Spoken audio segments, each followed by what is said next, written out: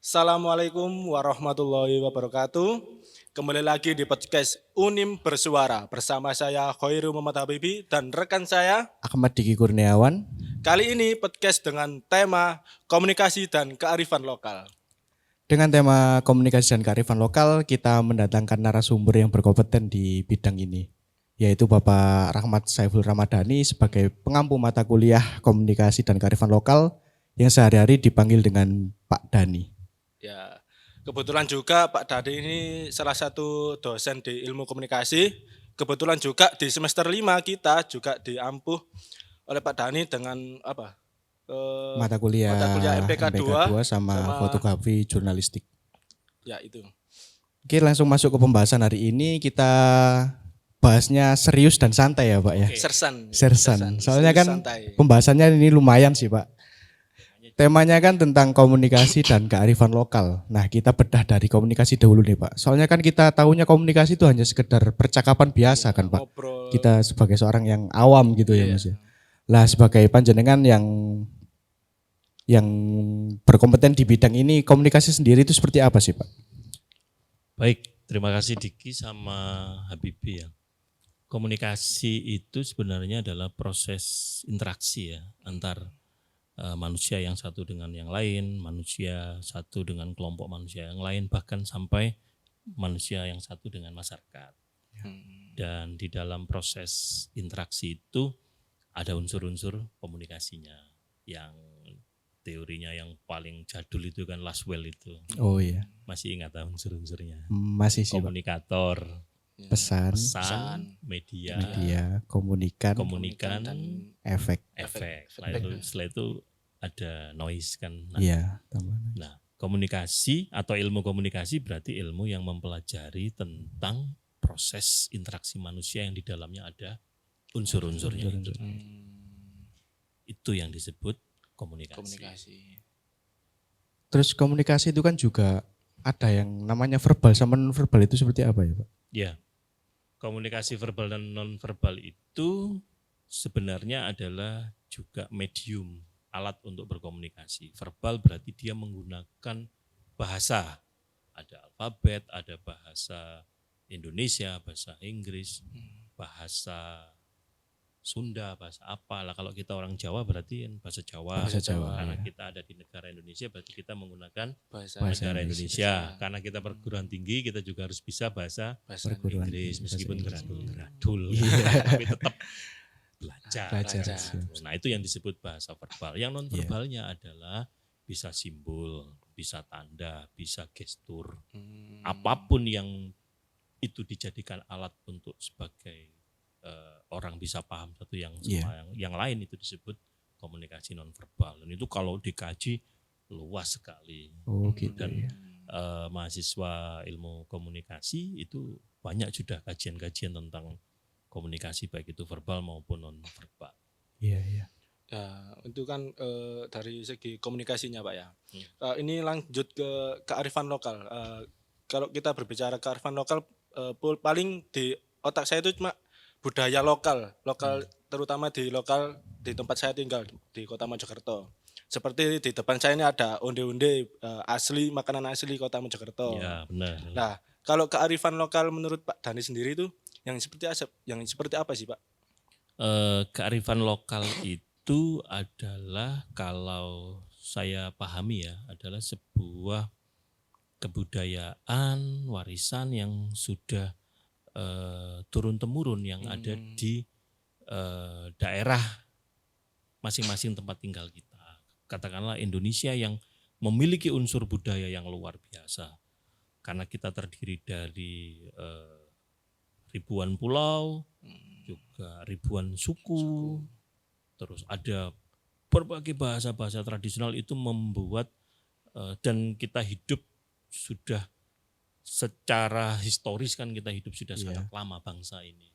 Kan dari sisa kerajaan sampai kolonial sampai ke negara kita itu kan prosesnya panjang sehingga melahirkan sebuah budaya yang itu memang bisa asli, bisa asimilasi, percampuran atau apa, sehingga menghasilkan sebuah subculture atau kebudayaan-kebudayaan baru, dan itu dijaga secara turun-temurun oleh leluhur kita, kalau bapak ibu kita, nenek-nenek kayak kita. Nah, kearifan lokal itu bisa diterjemahkan secara bahasa itu adalah local wisdom atau kebijaksanaan dan itu sebenarnya adalah harta kekayaan dari bangsa ini dan orang luar negeri pun sangat mengakui bahwa kita ini memiliki budaya yang tinggi, high culture. Cuman perkembangannya yang saat ini maupun beberapa tahun belakangan kita kayaknya minder dengan budaya kita, padahal orang luar kan sangat menjunjung. Tapi generasi muda itu lebih senang dengan budaya yang lain. Lahirnya orang-orang wibu yang suka budaya Jepang, modern gitu ya. Ada lagi terus anak-anak muda kita yang terpengaruh oleh Korea. Terus gayanya beberapa orang-orang kota metropolitan yang ke barat-baratan. Padahal mereka punya sebuah kearifan lokal dan itu sangat sekarang itu anak-anak sudah mulai kurang paham gitu loh. Makanya mata kuliah ini hadir sebenarnya merupakan dari keprihatinan kita bersama gitu. Pada saat itu sejarahnya ya ini. Iya, sejarah tentang kearifan lokal. Bahwa pada saat itu di tahun sekitar 2018-2019an ya. Sebelum pandemi itu ketua program studi pada saat itu yang dijabat oleh Bu Masnia Ningsih. Pada saat itu saya menjadi wakil dekan. Kita berdiskusi tentang mata kuliah apa yang kira-kira itu dijadikan sebagai muatan lokal yang merupakan khas dari komunikasi sendiri. Nah, itu PR yang cukup berat ya. Apa itu? Saya berpikir lama itu terus. Cuman kan memang sebelumnya kan memang saya suka budaya ya, saya menggemari tradisi karena memang saya dilahirkan dari orang tua yang berbeda budaya, bapak saya Sunda, ibu saya orang Jogja. Jadi dua budaya itu yang mempengaruhi cara berpikir saya, cara berperilaku saya. Nah pada saat itu sebenarnya di UNIM, di kampus itu ada yang namanya mata kuliah muatan lokal yang disebut budaya Nuswantara. Nah, ikut kan? Pernah ikut kan? Nah budaya Nuswantara kan cuman capaian pembelajarannya kan umum gitu. Jadi kita memperkenalkan kebudayaan-kebudayaan yang ada di Nusantara. Saya pingin yang lebih masuk ke intinya, ngerucut lagi sehingga lebih istilahnya membumi gitu loh. Dan itu menjadi bagian dari kita sehari-hari. Dan saya lihat Mojokerto, baik itu kota maupun kabupaten dengan 304 desa, 5 kelurahan, kota Mojokerto dengan 3 kecamatan dan 18 kelurahan. Itu kan dulu satu wilayah sebenarnya dan memiliki potensi kearifan lokal yang luar biasa. Nah ini kalau tidak diangkat, kita rugi sebagai orang Mojokerto. Kita kan orang Mojokerto. Makanya pada saat itu kita membuat perencanaan, maka lahirlah dengan menggabungkan antara ilmu komunikasi dengan kearifan lokal atau potensi lokal yang ada di Mojokerto. Maka kita membuat sebuah perencanaan kurikulum pada saat itu dengan Kaprodi. Baiknya kita buat mata kuliah yang namanya komunikasi dan kearifan lokal. Begitu asal usulnya. Jadi kearifan lokal lebih singkatnya apa Pak? Maksudnya gimana kearifan lokal? Kearifan lokal itu adalah sebuah refleksi dari identitas masyarakat kita yang memiliki nilai-nilai khusus dan itu dipertahankan oleh mereka. Negara itu mulai melindungi melalui Undang-Undang nomor 5 tahun 2017 tentang objek pemajuan kebudayaan. Itu berusaha mengcover kearifan lokal ini yang ada di seluruh wilayah negara Kesatuan Republik Indonesia untuk dibuat perangkat hukumnya biar nanti masyarakat memiliki kekuatan untuk mempertahankan itu. Dan kalau kita tahu ada 10 objek pemajuan kebudayaan. Yang pertama adalah tradisi lisan, yang kedua adalah pengetahuan lokal, terus coba saya lihat lagi ya, Pak.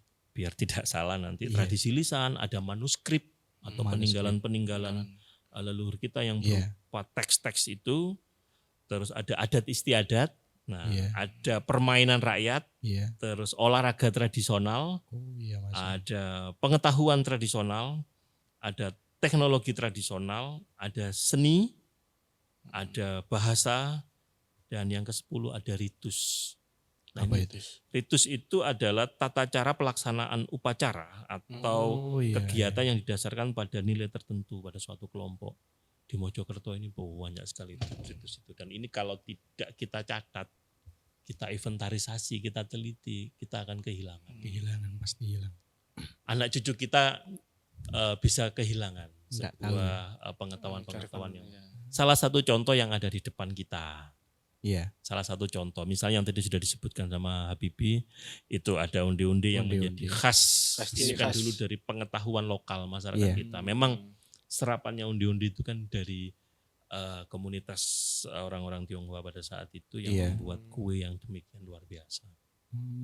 Dan ada perbedaan antara undi-undi Mojokerto dengan undi-undi Solo yang lebih ke pletek itu. Kalau kita kan isinya yang kacang hijau. Dan setiap orang luar kota yang datang ke Mojokerto pasti yang dicari adalah undi-undi. Pasti. Padahal kalau Anda tahu di Mojokerto itu tidak hanya undi-undi saja makanan khasnya. Apa Pak? Banyak sekali, cuman kan yang lebih menonjol ya ini. Belum teridentifikasi dengan baik, apalagi sampai ada yang namanya branding. Karena hasil capaian pembelajaran dari mata kuliah komunikasi dan kearifan lokal ini kan yang pertama mahasiswa mampu mengidentifikasi potensi-potensi yang lokal yang ada di daerah masing-masing, potensi kearifan lokal yang ada di daerahnya masing-masing untuk diidentifikasi dan itu dikomunikasikan ke masyarakat. Sehingga sasarannya adalah local branding itu.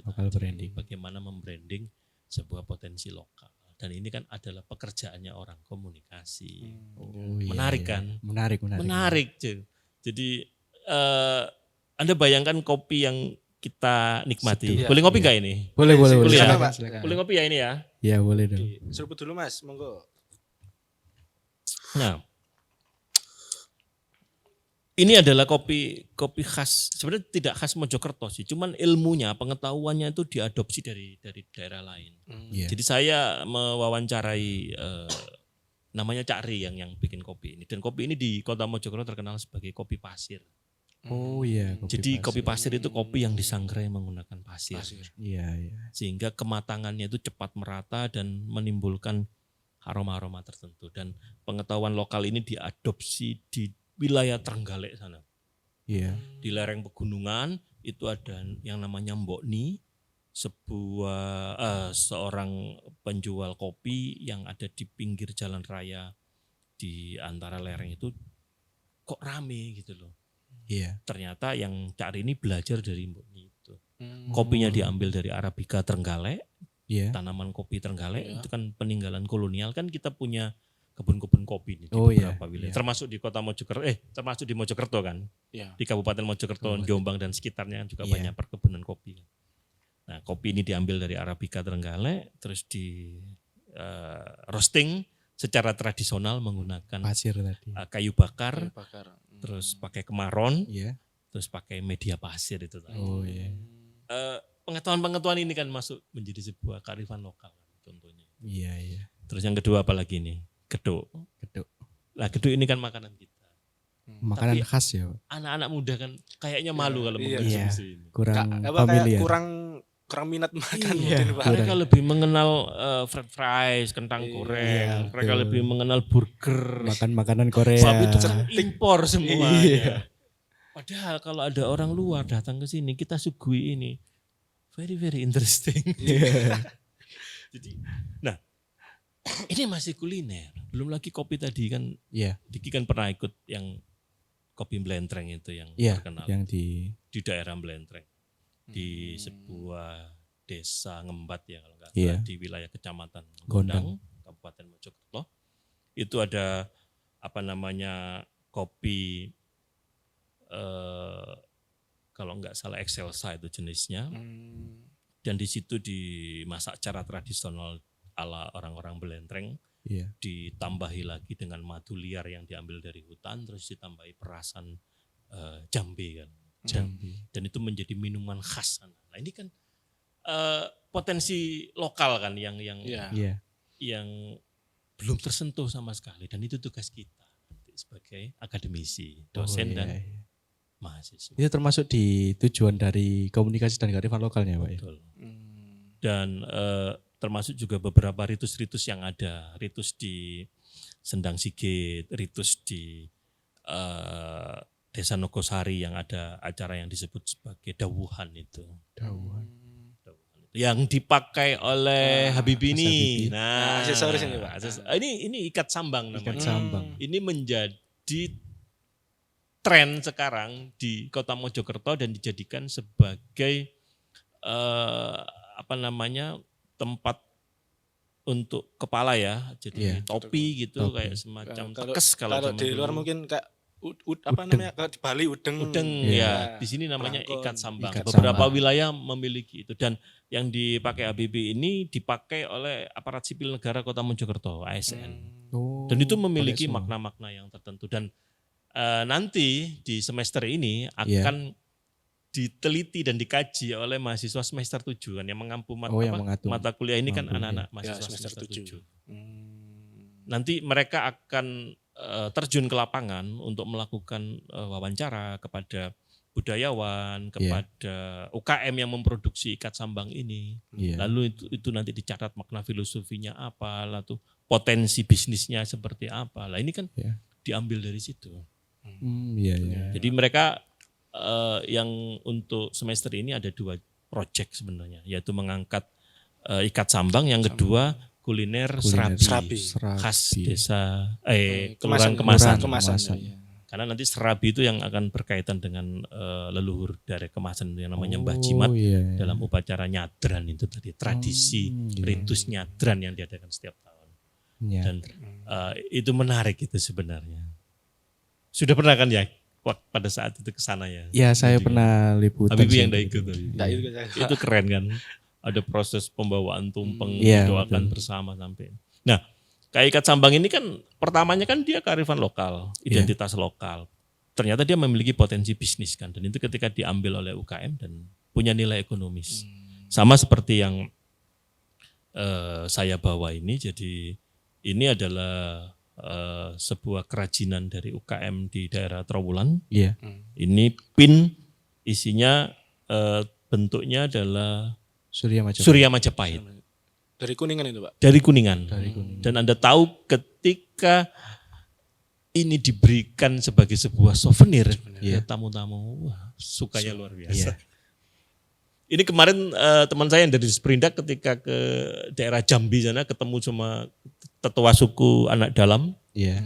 Mereka diberikan oleh-oleh ini, senangnya bukan main. Bagi mereka ini sesuatu yang sangat berharga. Pusaka. Gitu. Nah makanya itu. Dan ini kan memiliki potensi ekonomi yang tinggi juga kan. Gitu. Sama kayak yang ada di sini. Aksesoris kapal. Nah ini kapal-kapal ini adalah pengetahuan lokal peninggalan masyarakat kita dulu. Mereka membuat kerajinan tangan yang berdasarkan dari kapal pinisi yang tinggalannya masa lalu kita. Kapal pinisi kan ada di relief Candi Borobudur. Sementara kita di era Majapahit kan juga punya peninggalan kapal jung itu yang besarnya luar biasa itu. Dan ternyata beberapa teman-teman UKM dari Mojokerto baik itu kota maupun kabupaten memanfaatkan itu menjadi sebuah seni kerajinan dan laku di pasaran. Terakhir kemarin kan ketika ilmu komunikasi membuat seminar nasional kan pembicara dikasih cenderamata. Dan sukanya luar biasa. Nah ini yang merupakan bagian dari komunikasi dan mata kuliah komunikasi dan kearifan lokal untuk mengangkat yang seperti ini. Termasuk salah satunya yang saya bawa ini adalah bagian dari pengetahuan lokal. Ini air biasa, air mentah biasa yang jernih lah, yang pH-nya juga standar.